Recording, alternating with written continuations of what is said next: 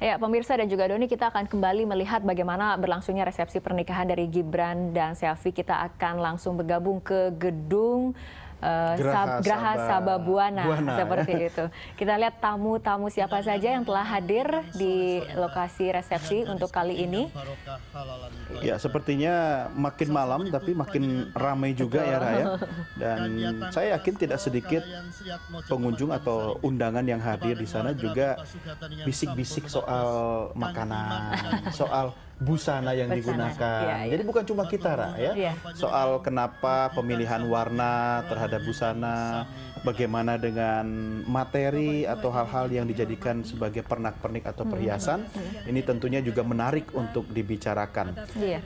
Dan memang untuk selain pakem pakai tradisional Surakarta seperti itu, menunya juga diperkenalkan kuliner yang khas Surakarta. Jadi betul-betul ingin membawa budaya Surakarta seperti itu, memang dikenal publik lebih luas seperti itu ya Doni ya. Betul. Sudah tahu apa makanan yang disajikan dalam resepsi? Ada nasi liwet. Ya kan?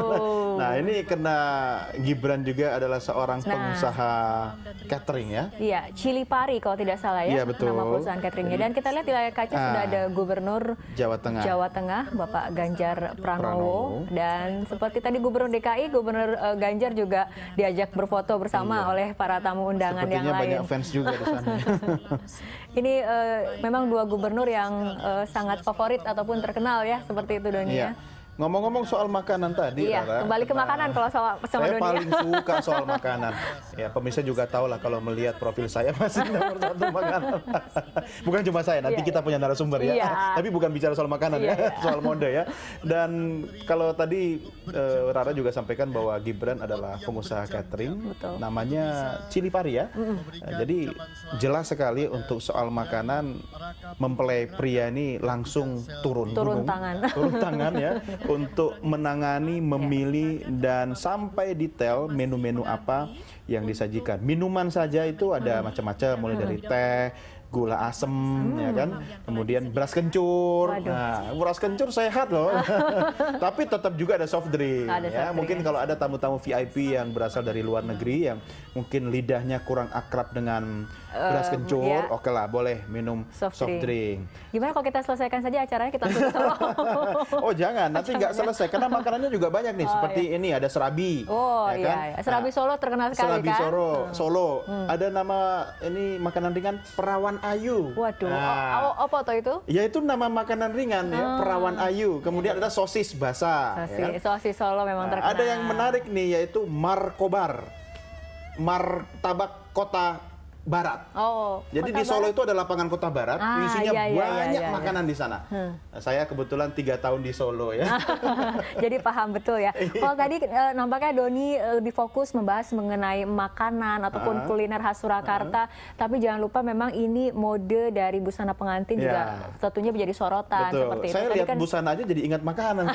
Karena ada yang enak juga tuh, tengkleng Solo tuh, disajikan sebagai makanan utama. Doni, gimana kalau kita selesai dulu makanan, kita membahas busana. Sekarang saatnya kita pindah, urusan makanan udah selesai. Sudah. Kita ke informasi mengenai busana ataupun mode, karena di Studio Berita 1 telah hadir pengamat mode Sony Muhlison. Mas Sony, halo. Mas Sony, apa kabar? Sehat?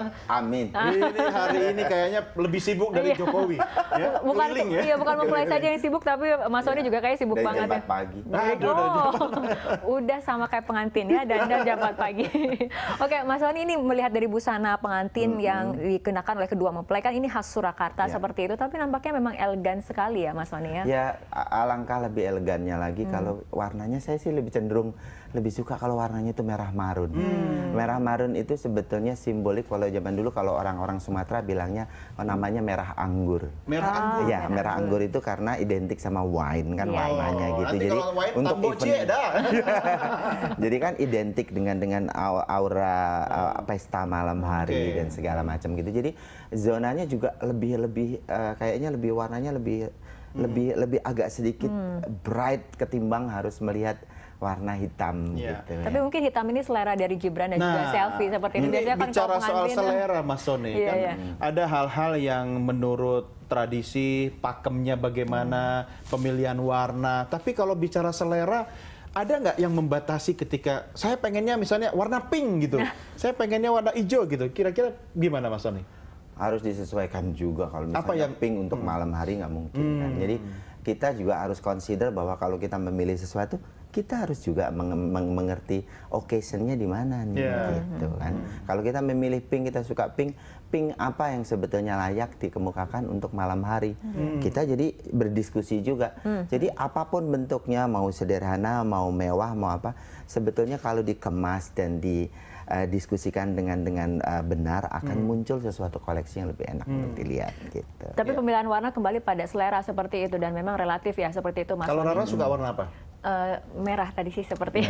Kalau saya tapi kalau kita memang membaurkan itu ya, memberikan aura supaya lebih kelihatan ada glimnya. Jangan ngomong soal tubuh dong. Saya pilihannya jadi terbatas gitu kan. Tapi Mas Sony kalau misalnya kita lihat dari kainnya sendiri yang blue, mungkin dari atasan dulu ya kebaya ini bludru-nya itu ya. Sebetulnya bludru itu sudah menjadi sesuatu yang biasa di kalangan masyarakat. Untuk kebaya landung itu biasanya mereka memang kebaya landung. Kebaya landungnya itu mereka selalu pakai bludru karena warna yang khas dari bludru itu justru biru, hijau dan merah yang tidak ada di warna lain yang memang khasnya. Jadi namanya blue velvet, red velvet, and green velvet. Red velvet balik kan? Itu sebetulnya udah di dalam seluruh dunia itu tahu kalau yang namanya mirip green velvet atau blue velvet, makanya ada filmnya juga kan. Saking itu ceritanya gitu loh. Jadi itu ya kalau kita tahu gitu, kita bisa mengekspos itu lebih menjadi satu daya tarik tersendiri gitu.